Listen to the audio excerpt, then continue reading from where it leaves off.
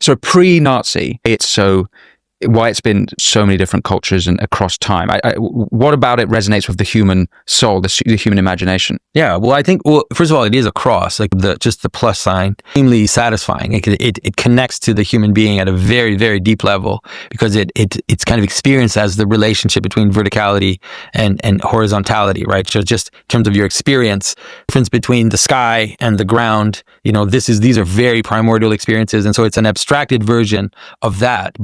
And it has a center. That's really important.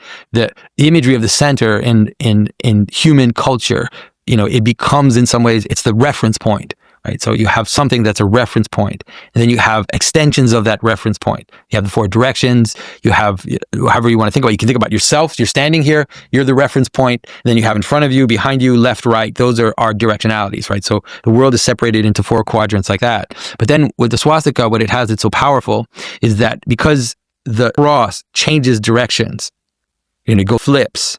What it suggests is motion, right? So it's have an image that contains in itself both centrality, right? So the reference point, the extension of that reference point, and the way in which it changes.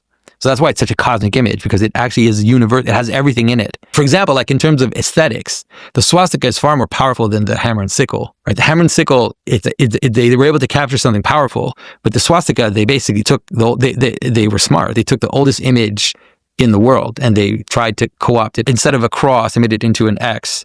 Right, so they twisted it. There are probably versions of that existed before the Nazis did it. Usually we see a swastika as a cross with it, but I mean, their particular version is that it's more an emphasis on rotation, perfectly coherent to what they were doing. Because you could say that image of a swastika is an image of an axis. It's like the center of a wheel and a wheel that's turning around it.